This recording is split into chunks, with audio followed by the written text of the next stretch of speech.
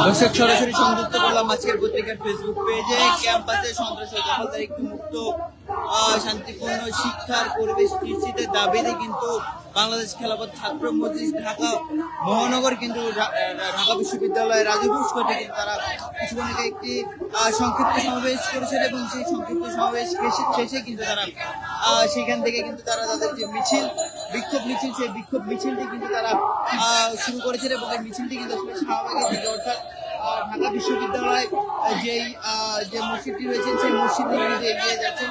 আপনারা দেখতে পাচ্ছেন আজকে আপনারা যারা যারা দেখছেন সকলকে শেয়ার করে দেওয়ার জন্য অনুরোধ জানাচ্ছি।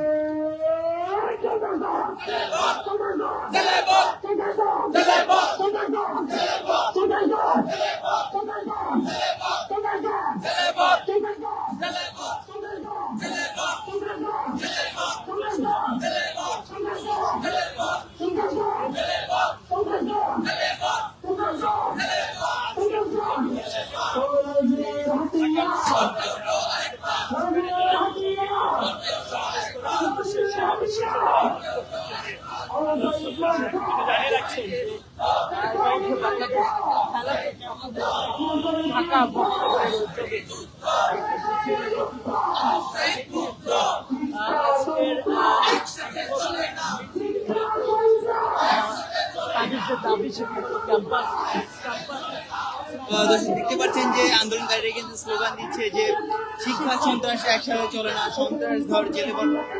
মূলত ক্যাম্পাসে যে ছাত্র রাজনীতি নামে যে সন্ত্রাস এবং দখলদারিত্ব সেইগুলোর বিরুদ্ধেই কিন্তু বাংলাদেশ খেলাফত ছাত্র মজলিসের যে বিক্ষোভ মিছিল সেটি কিন্তু আসলে হচ্ছে।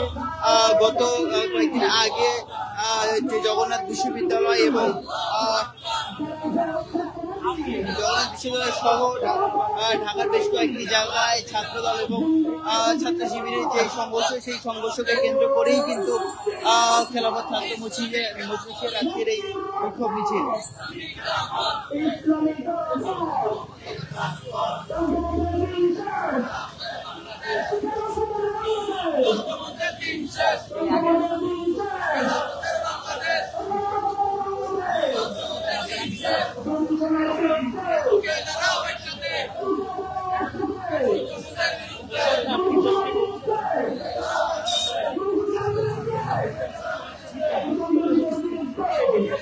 তাদের দাবি